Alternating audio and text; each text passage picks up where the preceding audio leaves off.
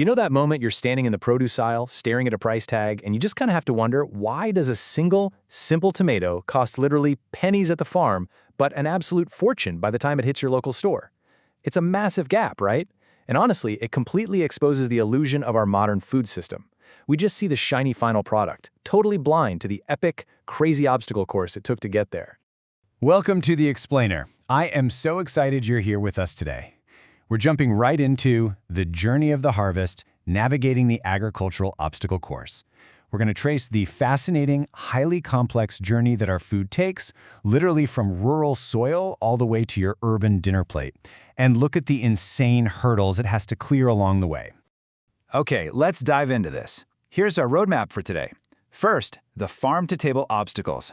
Second, quality, storage, and risk. Third, money and intermediaries. Fourth, the crucial transport link. Fifth, choosing the right ride. And finally, fixing the broken chain. All right, starting right at the soil. Section 1, the farm-to-table obstacles. To really grasp how the agricultural market works, we need to talk about a concept called functional issues. Now, in academic speak, these are problems arising from core marketing activities. But practically, they're basically the roadblocks. They're the literal hurdles that mess up the smooth flow of food from the producers, our farmers, straight to us, the consumers. So why should we care? Well, understanding these functional issues is absolutely key to market efficiency. To put it in plain English, these specific roadblocks directly dictate the price you pay at checkout. They impact the freshness of the food you feed your family and really the stability of our whole economic system. If the flow isn't smooth, the entire ecosystem takes a major hit. Let's look at how this plays out with the very first massive hurdle, assembling. Picture a small trader trying to collect just one full truckload of durian to sell in the city. Sounds simple, right? Well, not exactly. In rural places like Ayerlanas and Kelantan, production is incredibly fragmented. It's scattered across dozens of smallholder farmers in isolated villages. So to gather this surplus, our trader has to negotiate with each individual farmer. Every farm has different quantities, different crop maturities, different practices. The transaction costs and the sheer amount of time it takes just to assemble one single truckload, it's mind-boggling. Which brings us to our next set of boss-level challenges. Section 2, quality, storage, and risk. This slide brilliantly illustrates one of the most hidden traps in the food chain: grading. Look at the contrast here. On one side, you have ungraded, mixed tomatoes you'd see at a local market in Kelantan. On the other, those perfectly standardized premium retail tomatoes. When produce doesn't have uniform standards for size or defects, it creates this huge information asymmetry. Buyers simply can't trust what they're getting, so they definitely aren't going to pay top dollar. And this hurts the farmers so much, because even if they grow top-tier tomatoes, if they're mixed in with lower quality ones, the farmer just gets paid the lowest common denominator price. It's incredibly unfair. But even if the crop is perfectly graded, it still has to survive the elements. And inadequate storage can be absolutely devastating. Just consider paddy. That's rough rice, harvested during the heavy monsoon season in Kelantan. If these farmers don't have proper silos and the rice is just stored out in the open, the relentless moisture and pests just destroy it.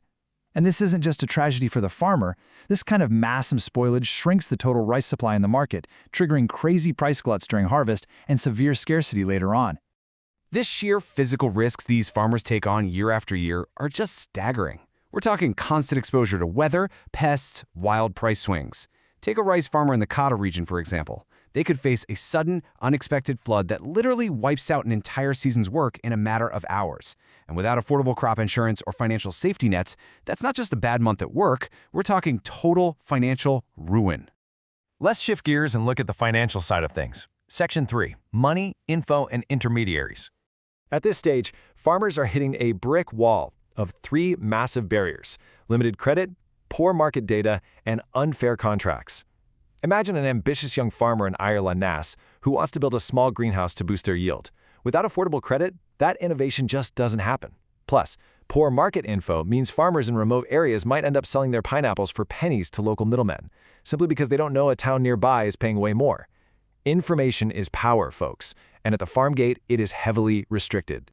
So how does all this inflate your grocery bill? Let's trace the chain. It starts with the farmer, who sells to a village collector, who trucks it to a wholesaler in a bigger town, who sells it to a retailer, who finally sells it to you, the consumer. Notice a pattern? Every single one of these intermediaries is taking their cut, and this long, bloated chain is exactly why there is such a gigantic, frustrating gap between what the farmer earns and what you pay at the register. Now, let's talk about the ultimate bridge. Section 4, the crucial transportation link. Transportation is absolutely critical. It bridges that massive geographic gap between rural farms and urban cities. But it's not just about moving stuff from A to B. It creates what economists call place utility and time utility. Meaning, transport makes sure a product is exactly where it needs to be, that's place utility, but with food, it also has to get there right when it needs to be there, before it turns to mush, and that's time utility. I want you to anchor this number in your head, 7 to 15%. That is the average chunk of the final price tag dedicated solely to transportation. It's huge. And if those transport costs creep much higher than that threshold, it fundamentally breaks the market. It forces businesses to scramble and find completely different, usually slower ways to move their goods just to survive. And the real-world consequence of bad logistics? It is incredibly steep. We're talking about the high cost of poor infrastructure. Imagine pulling highly perishable, beautiful fresh seafood from the coastal waters of Kelantan. Because of bumpy, inadequate roads and a total lack of refrigerated trucks, that seafood has a massive risk of spoiling before it ever sees an inland market. Bad infrastructure locks fishermen out of the market and guarantees that consumers inland pay higher prices for lower quality food. So how do we actually move all this food? Section 5, choosing the right ride. Now, what's really interesting about this slide is how we compare these options. For fresh produce moving around Peninsula Malaysia, trucks absolutely rule the road because of that door-to-door flexibility, but traffic and fuel are huge drawbacks. Rail, super cost-effective for bulk stuff like fertilizer over long distances, but you're stuck on fixed tracks. Water transport, like ships, is perfect for massive, cheap international exports like palm oil, but man is it slow. And air transport, lightning fast but monumentally expensive. It is strictly reserved for high-profit, highly perishable niche items, like flying fresh pineapples in the cargo hold of a passenger plane where the airline doesn't even have to worry about flying an empty plane back. Choosing the right mode is a crazy, delicate balancing act. You have to juggle perishability, distance, cost, speed, infrastructure, regulations, and packaging. I mean, you wouldn't toss highly delicate strawberries onto a slow-moving barge, right? Just like you wouldn't waste thousands of dollars flying bulk grain on a jet. Every single agricultural product demands its own meticulously calculated logistical game plan. All right, let's bring it all home. Section 6, fixing the broken chain. To overcome these fragmented, super vulnerable supply chains, we just can't keep doing things the way we've always done them. The future demands serious investment. We need green logistics, massively improved rural infrastructure, and highly coordinated supply dynamics. We're talking fuel-efficient vehicles to cut carbon, advanced routing software to slash transit times, and modernized climate-controlled storage to stop tragic food waste. Because fixing these functional issues, it isn't just about good business. It is literally about global food security. So I'm going to leave you with this final thought. Next time you're wandering the aisles of your grocery store and you pick up a perfectly fresh, unblemished pineapple in the dead of winter, take a second. Ask yourself, what did it actually take to get it here?